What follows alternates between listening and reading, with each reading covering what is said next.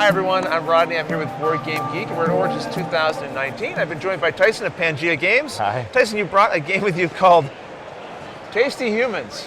All right, I know nothing about this game. Educate me. I'm happy to do so. I'm scared. Tasty Humans, it's less scary than it sounds. All right. At least for the monsters, Okay. right? So Tasty Humans is a 1 to 4 player tile placement pattern building game where you assume the role of a monster with an insatiable appetite. Okay, this is much better now. Okay, so we're... And you guessed it, it's for humans, Yeah, right? yeah. So you have these monsters here in front of you are attempting to become the most satisfied monsters of all the monsters.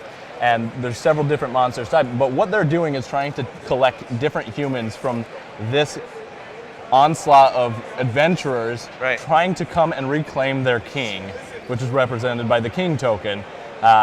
Each turn, the players will be consuming monsters to put tiles into their stomach, as represented over here, and in order to kind of give them the most satisfaction, each one has a specific taste, a specific craving that they like, and that is going to help them to really become more satisfied. I think that we were very clever capturing the king. This is like the perfect bait.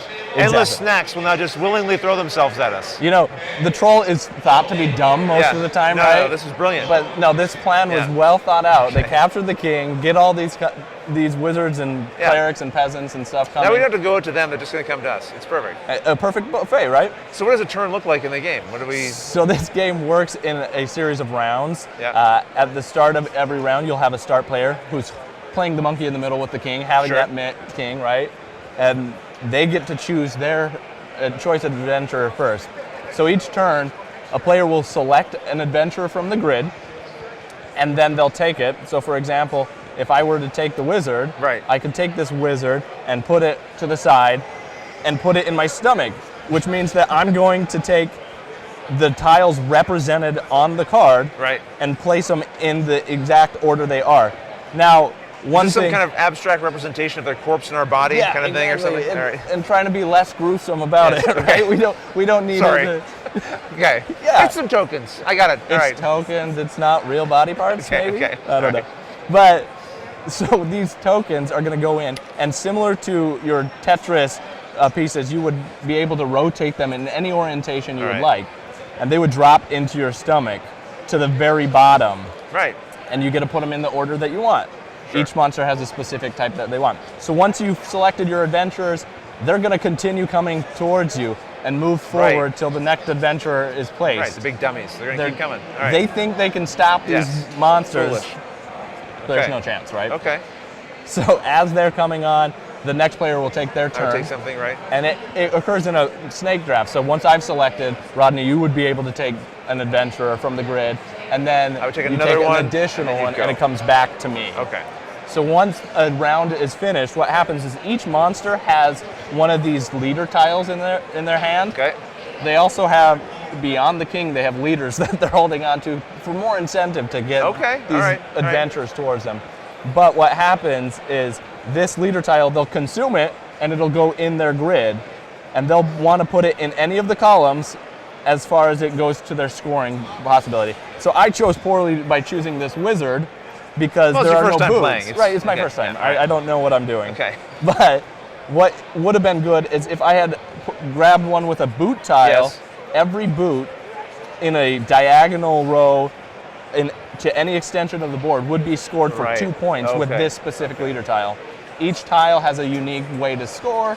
There's 30 unique different tiles in here, and they end up allowing you to have some really creative ways to score. And did you say these are going to drop in throughout the game? So you're not just looking, I guess, at the shapes, but you're also trying to think of the positions for the sake of these bonuses being able to make the best use of them, right? Exactly. Yeah. You have to have a lot of real spatial awareness. You have to know what's on this adventurer grid as well as what is going into your stomach. And then at the end of each round, players will be able to select additional leader tiles to put into their grip later on for them to consume at the end of the next round. Okay. Now these are drafted according to whoever holds the most crowns. So you'll notice some of these adventurers have crowns associated with them. Okay. Now one problematic feature about this is that adventurers won't go quietly.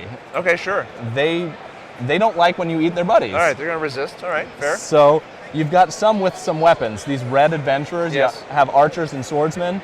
They're going to put up a fight. So if I were to select a peasant or the cleric, anything next to a swordsman, I'm going to have to first take a damage token before I can put anything else in my tile. All right. When you take damage, the first damage is all right. It doesn't hurt you too bad. You're a big monster. You can handle it. Flesh wound, yeah. It's merely a flesh wound. Right. But if you get damage stacked next to one another, you'll get negative points at the end of the game. So 2 next to them is negative 2 points, 3, etc. Right. Okay. You're going to get additional points negative. As you're going through the game, you have to keep that in mind as well as the spatial awareness. Right. So is this something that's available now, or is this something? This will be coming to Kickstarter on June 25th. Okay. And it will be available for $25 from Pangea Games. And how many people can play at once? 1 player to 4 players can play at once, and we have the potential for additional monsters. We've got trolls and dragons and griffins and slimes and whatever else you want. See, there's a lot you could back into here and kind of play with, right? Kind of fun, playful theme here. Exactly. Really, right? Awesome. Well, thank you so much for giving us an overview of this game, and of course, all of you, thanks for joining us.